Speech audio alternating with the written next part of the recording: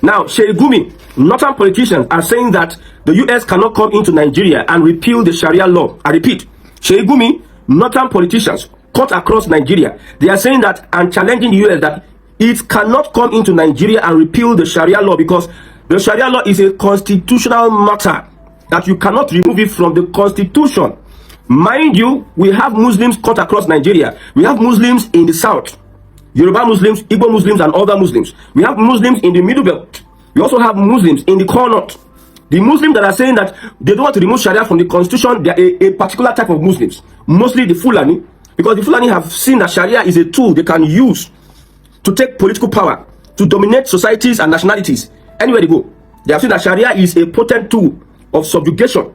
See, the Yoruba Muslim does not care if you remove Sharia from the constitution.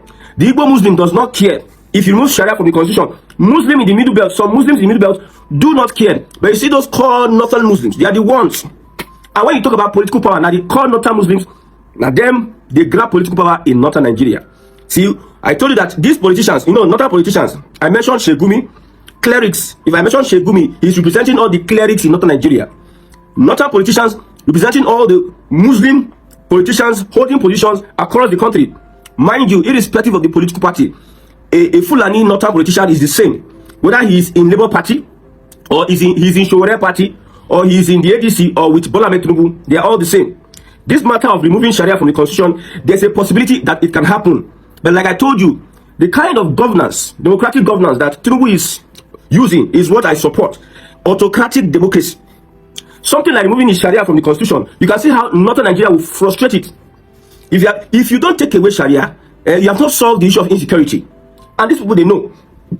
These politicians, they know that if Sharia is taken away, insecurity will be a thing of the past. Like, it will be easier for government in the long run to deal with. But Sharia is an ideology they use in, you go to mosques in northern Nigeria, they use it in radicalizing youths at their tender age. If somebody is being radicalized at a tender age, it is difficult for that person to leave that ideology.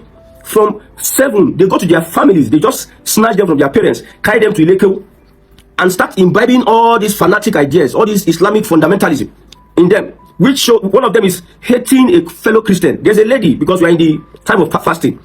Mind you, Christians are fasting, Muslims are fasting. A lady in a Christian country, she was complaining. She's a Muslim. She said that everybody around her, they're just eating. They're eating. They're doing normal, and she's fasting. She's finding it difficult to be among them. If that Christian country that she is, if there are Muslims that were controlling that country, they will make everybody suspend their lives because they want to fast.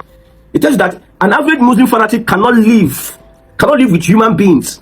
Anywhere they find themselves, they impose themselves on others. You left your Muslim country or your northern Nigeria, you went to a Christian country because you are fasting. Everybody should suspend their life because you are fasting. You can see there, Christians are also fasting. Christians will not tell you, look at Kano, look at some northern states, look at the laws they are giving. They are arresting people, non-Muslims, arresting people for eating in public. Christians will do their fasting, they don't disturb anybody. They don't complain. Some people, in Yoruba land, you see, father is Muslim, mother is Christian. Children are Christian, some are Christians, some are Muslim. During this fast, this Ramadan fast, some people will be eating in the same house, while some people will be fasting. They will not complain. Because the fasting is your devotion, your personal devotion, your personal discipline. So an average Muslim wants to start fasting and everybody should just suspend their lives. Nobody should eat because they are fasting. You leave your Muslim country, you went to a Christian country, you can see how Sharia is becoming a menace. The worst thing is that it is even in the constitution. Do Christians have any law in Nigeria's constitution? There's no law such that guides Christians. But Christians know their doctrine and know how to adhere by it. But when you want to use Sharia as a political tool, that means you have an ulterior motive. Every now and then, Fulani will present themselves as leaders from northern Nigeria, politically. Economically, they present themselves. Education-wise, they present themselves. In religious-wise, they present themselves. That's why I have the Sultan of Sokoto is a Fulani. He's both political, both religious, both traditional. And they can never see if that Sharia is the basis, is their backbone. If Tinubu, he can do it. People that are saying that it is difficult, it is impossible for us to repeal Sharia because it is a constitutional matter. You can amend the constitution. It's because of the 2/3 majority and this and that. That's why we have not been active or been able to pass out some judgment, amend some things. Look at Jonathan's confab. Northern Nigeria frustrated it because it's all about restructuring Nigeria. Anything that will make Nigeria restructure, this north especially, will make sure that it does not see the light of day. I told someone yesterday that I don't like Tinubu, but one of the reasons I support Tinubu is because of this restructuring and incapacitating the Fulani. I'm telling you, something like this Sharia, we know it's a problem. People are practicing Islam in the southwest. No problem. Without Sharia, people are doing, there's peace. The kind of Islam they practice in the southwest is a religion of peace. The kind of Islam they practice in Connaught is a religion of war. It's not a religion of, the religion they practice in Connaught is not a religion of peace. And they all know this. So if you remove and repeal Sharia from the constitution, some government will not take advantage of Christians in their states and communities. If you look at, for instance, look at Kano State. It's an Hausa state. If Hausas were to be governors, they will not implement Sharia, even though they were Muslims. But it is only the Fulani. Fulani has a community. And anytime you see Fulani have a community anywhere in Nigeria, they're always hostile, they're always causing trouble. They're always a threat to the host community, to their neighbors. It was Kwankwaso that inaugurated Sharia in Kano State, and the one in Zamfara, still a Fulani. If it were Hausa governors, they would never, even though they are Muslims, they will respect the rights of Christians. But because it's a Fulani world, Fulani just took over everywhere. This Sheikh Gumi is not a Fulani. Those that are raising their voice, they are Fulanis. It is hard for you to see Hausa politicians talking about religious discrimination. So it is a Fulani agenda. And let me tell you one thing. If US really wants to, see, what US is playing is politics. Let me tell you the truth. They might not remove Sharia at this point, but they are looking, see, there's an interest. They want Nigeria to turn its face away from China and Russia. And also, they are fighting against all these Islamic fundamentalists that want to take over the Sahel. You see, Arab people, they get their plan. Only Africa, Arab, Islamic world get their plan for Africa. Europe get their plan for Africa. America get their plan for Africa. Asia, China, Russia, they get their plan. Only Africa. So US is in Nigeria for various reasons. Many reasons. I told you that if Nigeria politics is complicated, geopolitics, international politics is so much more complicated. You're going to talk one thing now from four sides, four mouths. Nigeria politics can have two mouths. They will talk two different things from two mouths. But international politics, 5 mouths, they talk at the same time. You're not going to know which one you go pick. Okay, we talked about Tinubu and Trump having good terms, blah, blah, blah. You look at the report. Trump still approved that Nigeria is a disgraced country. He still stood with the title. The APC the other time, they were very happy that Trump recognized the wife of President Bola Ahmed Tinubu. They were thinking that international politics is bad though. See, how would you put Fulani on their toes? See, it's going to benefit Tinubu in a way because the northern Nigeria, the northern political class, they are put on their feet. They are restless, as we speak, they are restless. Now, it will go and give Tinubu time to play politics and build his political empire. Even though at the end of the day, they do not successfully push Tinubu and co. to repeal Sharia from the constitution. What does it take to repeal Sharia from the constitution? After you finish in the house, you now go to the states. The assembly of the states will also pass. Probably 24 assemblies, if they support removing Sharia from the constitution, then, or there may be there will be a way, another way of doing it. That's Sharia ganga. It is possible. If there's a will, it is possible. Don't let anybody whine you. They know that these Muslim people, they know that it is a threat to their existence. Sharia is what they used to negotiate. Sheikh Gumi and co. Let me tell you, both Ribadu, which is in the APC, and Ahmedati, which is in the Labour Party, they are fighting for the same cause. They are all Fulanis fighting. Don't think one Fulani is different from the other. This one is different. They are fighting. If you bring the issue of Sharia, you now see their true color. We all agree in southern Nigeria that Sharia is a problem. For you to embed it in our constitution, it is a problem. These terrorists, these Boko Haram, Iswa, Fulani herdsmen, and the likes, they use Sharia as an excuse to start killing people. They use Sharia as an excuse to start getting funds from countries, Islamic countries, rich Islamic countries. They form groups and associations. And because of it's an Islamic battle, jihad, these Islamic countries, they give them money. And we heard of a report that Nigerian government said give them money. They give them money and they use it to buy weapons. And they have people spread across the length and breadth of Nigeria's political structure. They have people all around. That's why you see, with all the killings, the videos we have watched, whereby young men are being brutally killed, children and women are being brutally killed. With all the videos, a northern governor will still negotiate with bandits.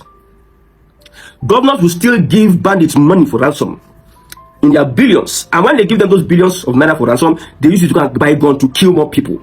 And you think that these people are okay upstairs. You think they are okay, or they don't know what they are doing. It is deliberate. You know, they believe they are winning inch by inch. Look at what happened in that Kayama community in Kwara State. Now, they went there, they put fear in the minds of the people, they killed a lot of persons. Even if the Nigerian government send all the battalion, they build a barracks in that Kaima village, they have left a scar in the heart of those people they carried out the operation on. If they hear that they are coming, even though the Nigerian government, police, army, JTF, JSS, they are all there, their heart will skip. They have left an impression in the minds of the people. Fear is a great tormentor. They left that fear in them. So whether the Nigerian government is there or not, they would want to accept Sharia for their safety, because these people, they have proved over and over again that the Nigerian government cannot protect you. Even I don't know. Tinubu has failed when it comes to insecurity. The attacks we had under Jonathan cannot be compared to the attacks, the killings we have under Tinubu. He has not finished his first year. The attacks, insecurity. Look at Musa that we were praising the other time. You were praising Musa. Look at Abu Bicham, INEC chairman, you were praising. Under Musa, we have had much more killings. These guys have rubbished the security architecture of Bola Tinubu. We are here to tell you the fact and truth. Look at what INEC conducted. Well, we will not use that one to judge him. We'll look at the next election. So look at it critically. Tinubu will not tell us. See, I'm very, very angry with President Bola Tinubu in the area of insecurity. I'm very angry with him. We expected, when he was doing that restructuring, we expected more. But otherwise, it's happening. If Tinubu has the political will, he's really having the political will, he let him repeal Sharia. He can do so. He has control of the house. You have the southern part of this country. You have the middle belt. Some places in Connaught would vote in support of repealing Sharia. Let me tell you, they will vote in support of repealing. Even the Sharia itself is not being used for politicians. It is used for the poor. Sharia is for a tool for control. Yes, these Muslims, as you see them, so they'll tell you that Sharia does not affect non-Muslims. They are lying. Even during fasting, they will be lying, bold-faced lie. In Kano State today, they ban you from eating in public because some people are fasting. It's not affecting non-Muslims. They destroy your shops, alcohol, Hizbah and Co. All this blasphemy, whatever it is. They carry it out openly. And you infringe on the rights of Christians. And you say Sharia does not happen. Before Sharia, all these things don't happen like in the way it happens. Government does not will not look at the constitution and impose Sharia. You know, the constitution says that any state that wants to adopt Sharia.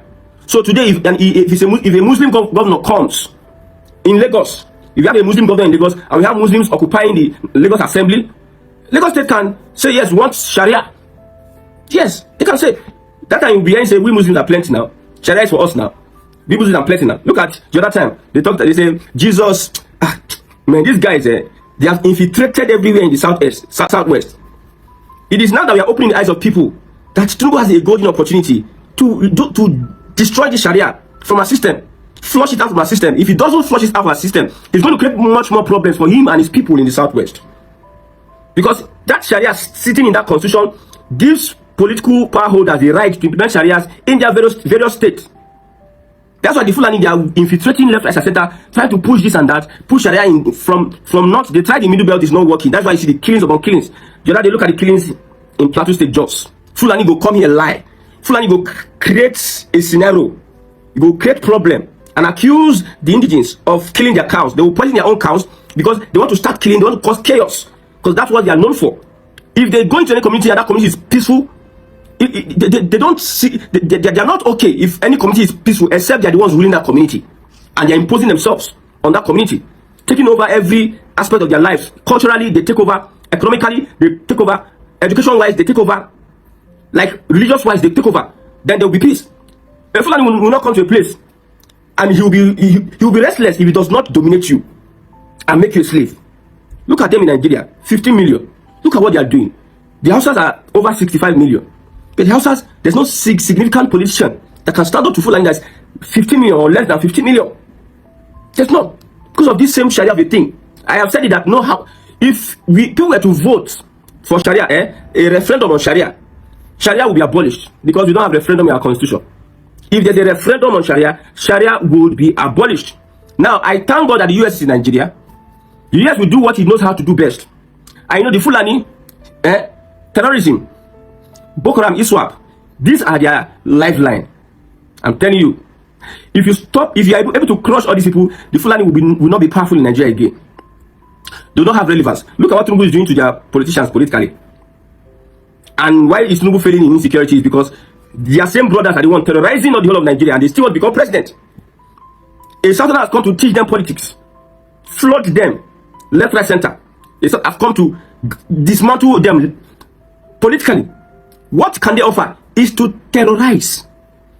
Use Islam, use the sentimental, sensational religion, use it to enter everybody. You know, we are Muslims. This law, Muslims, it is used to guide Muslims. So we need to respect our rights, respect our learn to live. Should I learn to live with an animal? Somebody has declared himself an animal. You take the animal and put in a cage. You don't learn to live with animals. I'll be in a place. Somebody will abuse Jesus. Will say, may God forgive you. Somebody else abuses Muhammad, that was born of a woman. They'll start killing. These people are mad people. These are crazy people. They're not okay. They should be locked up in a jungle or in a cage. We don't learn to live with crazy people. It is not possible. You are fasting. You expect everybody to stop fasting. Who sent you message to fast? You made the decision to fast. Why can't you? Is there no discipline in Islam? Is there no discipline? Discipline yourself and fast your fast. You are not complaining. Everybody's cooking, everybody's eating, everybody's doing this and that. Are you the only people fasting? I don't know. I've said it before that the kind of Islam they practice not in Nigeria is uncalled for. Are you the only people fasting? Other people are fasting. Christians are fasting. In the midst of some people they work in a company that cooks. So company that is cooking now, owned by a Christian, you are working as a Muslim. Because you are fasting, the woman should close the shop. You will not come to work again. You close the shop. Why? If everybody start behaving like the Muslim, do you think everybody will find this place peaceful? Any small thing you carry weapons, carry gun and start killing. Now, there's reports that Christians are revenging the killings of Fulani, and the Fulani are shouting, "Hey, they are killing us!" When the Fulani were killing those Christians, you didn't hear their voice. They do as if they don't even see, they don't even hear, they don't even know say anything they happen. They are happy in their mind. Oh, they are reducing their population. We are getting more powerful. Our numbers are increasing. We are this and that. They are happy. But the people stood up and said, okay, this madness will give you madness. They're not crying. You see the hypocrisy. Hypocrisy. Northern Nigerians, they are not good ambassadors of Islam. They call it regional peace, but we don't say anything peaceful about these northern Muslims. Look at the Southwest. Look at other people. The same way you Afghanistan, Yemen, and all these God-forsaken. Look at their region. Underdeveloped. It just looks like everywhere you find all these ideologies, there's always underdevelopment. There's always poverty, economic instability, rivalry, hatred. That's just it. May God help Nigerians. So a new can of worms have been opened with the Bola Tinubu's government's alleged fight against terrorism. Of course, the collaborations with the United States in the fight against terrorism and Christian genocide in Nigeria has opened this new can of worms, and the expose is quite damaging. Okay, so first, the US has a special envoy in Nigeria, apart from the boots on ground here, the Assistant Secretary to the Department of Treasury that is in charge of financing terrorism. And of course, whose office is responsible for plans and implementation to counter anti-terrorism financing, illicit flows, money laundering, and other things that tend to give rise to terrorism growth in and around America. He's in Nigeria. His name is Jonathan Bonk. He's an American, and okay, so people say that his arrival coincide with a can of worms being open, but some person said it may have been that it is the intelligence that the US got that may have sent Jonathan Bonk into Nigeria. So what is happening? You remember the November 21 kidnap of over 300 girls in a Catholic school in Niger State? Yes, that is it. It is reported that the Nigerian government, led by Bola Tinubu, and implemented and executed by NSA Nuhu Ribadu, paid millions of dollars to Boko Haram for the release of those girls. So the story is that the girls were kidnapped from Niger State. Of course, you should have heard of all of the things, who made the call. They said they were seeking help. Over 300 girls. In short, the Christian Association of Nigeria put the numbers at 315. About 50 of those, and it was not just students and staff, by the way, about 50 of those were said to have escaped from the hands of the kidnappers. And you can imagine the logistics involved in moving 300 girls. So it is reported that NSA Nuhu Ribadu coordinated and executed, the Guardian is reporting anyways, about some millions of dollars being paid, and it was taken by helicopter to Goza, Borno State, border town with Nigeria and Cameroon, to drop the ransom. And it was as bad as, because of network coverage, that the particular they have to go to Cameroon to confirm receipts of everything first, before they finally were able to release the first 100 girls to the government of Nigeria on December the 7th. And about December the 21st, another 130 girls were released, and the government says that is all. So all of that has been in. A lot of people have pointed accusing fingers to the particular to that particular attack and how Nigeria was able to secure the release. A lot of persons say it doesn't matter wherever they are, however they choose to release them, it doesn't matter. But of course, with Jonathan Bonk Nigeria now, it's obvious that the US knows more than we know. And you are asking, Why Sokoto was bombed the other time as US pride and say they had intelligence from Nigeria, whereas the Nigerian government actually knows where to meet with these guys. In fact, the name of the commandant that received the money on behalf of Boko Haram is given as Ali Ngude. And 2 commandants of Boko Haram that were arrested before then were also released as part of the transaction or the negotiations for the release of the guests. Of course, Bola Ahmed Tinubu, it's now worrisome, and in case you want to doubt it, that's how we doubted, or some of you doubted, the alleged coup to removing the president until it became obvious. There is no story like this that has come out of this government that has come out to be a lie. It has always been true. And some persons put the figure as hundreds of millions. Others says it's up to about 2 billion that would have been paid in dollars for an helicopter to Goza in Borno State. Again, when non-state actors now have the monopoly of violence and they can threaten the presidency. Listen, because of optics and a lot of things, the presidency succumbed to paying ransom. And this has become the order of the day with the government of Bola Ahmed Tinubu. Pay ransom to secure kidnapped victims instead of dealing with the problem. And when they say they are fighting insecurity, this is what they mean. Paying ransom to non-state actors. Again, paying ransom to non-state actors is the way Bola Ahmed Tinubu chooses to fight insecurity. And with someone like NSA Nuhu Ribadu, who has boasted everywhere to winning the fight against terrorism, this is it. So they are definitely leaving problem for who's ever going to take over. No Nigerian president has been directly, of course, apart from Goodluck Jonathan, but of course, the people of the north who were benefiting from the terrorism and insecurity continue to betray and sabotage all efforts. Since then, Muhammadu Buhari did nothing, and then Tinubu now, instead of dealing with the hydra-headed problem, he is romancing it by paying ransom. He's paying ransom. I mean, Tinubu is paying ransom to criminals, to Boko Haram, the same one that have been prescribed as terrorists. We know them, we know their commanders. So you arrested their commanders, kept them, and now you're using it as negotiation tools to release them. Jonathan Bob, the assistant secretary of the Department of Treasury from the US, is already here, and all of these investigations are still on. Of course, the Nigerian law actually prohibits ransom paying. In fact, there is a 15-year jail term for whoever pay ransom to release victims. And of course, Nuhu Ribadu